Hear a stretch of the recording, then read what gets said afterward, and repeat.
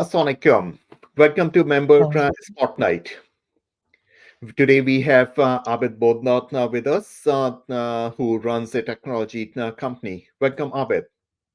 Thank you, Kashif, for inviting me to this event today. All right. Now, thank you for being a member at AMCOB. So, Sure, please share with us how you got to where you are today, how the whole idea of starting a company and what you are doing. sure. So I'm originally from Pakistan. If I look back and how I get into computer science is that I was mostly into mechanical engineering at while growing up. Mechanics was very interesting to me, but there are very limited option to get into mechanical engineering. So I end up into computer science. If I look back where I'm today, I think that that was a very good decision to get into computer science and the moment I get out of the college, I get into the field opened up in Pakistan in software engineering, software export. Mhm. So I have been, and then I did some work in Pakistan. Opportunities open up for going to international travel right away. Then I spent some time in Saudi Arabia at that time, working with banking sector, oil sector, and right about the time when internet boom started and dot-com bubble, well, I won't say dot-com bubble, but Y2K and dot-com, Mhm. they came up together. So a lot of demand was here in the US at that time. So I came into US right about in 2000 and been here. Have worked and throughout my career, I worked with IT consulting companies. And the benefit or advantage I see with these companies with creating instead of going with the end company is a continuous challenges that come with it. You get to work with many different clients, get Mhm. to do res- um, so one thing I definitely like about this career is problem solving and innovation that comes with this profession, right? So working with different clients over the years, you get to resolve multiple different problems in different industries. So that was kind of my passion, which continued to go into that direction.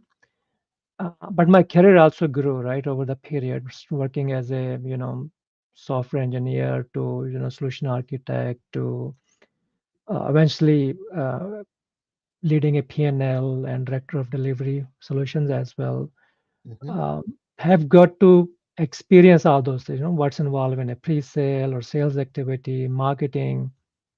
And then I also had some some passion about, some entrepreneurial skill and passion in me that eventually I will start into my business. So I was kind of looking for the time that it works out for me. So I think years of working in industry, getting the experience of how this industry works, different areas of the business, whether it's a marketing, sales, delivering software, and then making network of people and companies over the year. And I feel that this was the right time uh, to start my own company. And Okay. around last year, about January, February, I decided to, and we've been working for over a year now, and it's growing. We have few customers over the years. So so far the journey has been good, though it's challenging. It requires a lot of time, but it's rewarding. I have, but it's doing good so far. That's what Okay, I can say. sounds good. So tell us about specifically like what services your company provides, and if there are any particular industries that you work in. Right. So we don't have an industry. I think the skills or the solutions we provide to some extent are industry agnostic. That uh, most of the experience have been into custom solutions in the beginning. So, and some of them are department specific. Like if I look at the career we started into workflow automation at that time, 25 years ago. It was very hard, and which is kind of a digital transformation is the same thing. So, but getting back to what services we provide to these days is, I think digital transformation is very hard. Not only hard is a need of the day. And so if we look into digital transformation, many things come into play. The artificial intelligence is the first thing that companies are looking into these days. Um, and a few of the leads we are working on is in the same space, generative AI and machine learning, definitely into healthcare, especially, Hmm. and field service industry. The two industries we are focusing on in AI, generative AI, ML, and into these two areas. Um, with digital transformation, cloud adoption, and definitely come into play. So that's also one of our expertise into moving people or organizations who are looking into starting their cloud journey. That's a very good client for us to from which we call a great greenfield implementation. Hmm. So moving them, helping them throughout their journey from their own local data centers to the cloud, migrating their applications, modernizing them, making them ready for these days, adding AI capabilities to those applications and stuff like that. Now, Okay. when we are moving any company to the cloud, if digital cybersecurity is another area that come into play. Anytime you open your system to the internet, that the cybersecurity becomes very paramount. So that's another area. So if I summarize it into, I think it's a digital transformation, and within digital transformation, it's artificial intelligence and machine learning. Hmm. We also do app modernization, which becomes part of your, making your application. I can give one example, right? Hmm. The with generative AI, one especially with Gen 4.0, where you can now talk to uh, your phone and computer. I just feel like that there is a need for how you interact with user application is changing. So rather than using computers, you'll be more and more interactive or audio based interaction may happen more and more with your applications. So this is one of the transformation I think is going to come, um, and this is also part of application modernization service that we have as part of our business. Okay. Can you share an example of your customer where you solved a problem for them? Any success stories that you can share? Yeah. So I think there are a few of the example I can give, right? So um, one example, of course, is like I said, business process automation and workflow capabilities. So Hmm. there's not one example, but for many clients, what we have done is uh, we have done business process automation and workflow automation. It's though it's a very simple process, but that we have seen is over last 20-24 years, these workflow automations are there. Examples is those they are very simple examples. Some of them are very complex. There's a leave approval, there is a expense approval that comes into play, but sometime it goes to a larger business process, which comes sometimes involves logistics as well. So Hmm. one of the clients I help migrate their uh, so this was a so let me actually to take some step back. So when we talk about the workflow automation, so some for many clients, I have helped resolve them paper-based processes to um, electronic approval processes. So you can think of any form, right, that comes into automation, whether it's like I gave an example, leave approval, expense approval, um, a equipment rental, and stuff like that. So most of these applications we have done for many clients over the years. Um, other example comes into app modernization, where we have taken application with a legacy application. You can talk about desktop application and migrating them over to a web-enabled application. And then another example is migrating those web-enabled application to mobile-enabled application. And now for some client, we are adding that generative AI capabilities into it that where if we take the field service example of, let's say, if a client is going into let's say client is into field service where they are into the business of, at least one of the client is into business of Um, they have a field technician. They have a contract with big shops who have refrigeration, HVAC system, and stuff like that. And they have technicians that they go out and fix the compressor, fix the HVAC problems out there. But at the end of it, they do create a field service report. So they have to narrate what is it that they have done, Mm-hmm. and then they also reach out to their supervisor that, hey, who's, because sometimes they don't know what the problem is, right? So there's a sometimes reach out to their supervisor, hey, can you tell us this particular model of the compressor, how to fix the problem? Mm-hmm.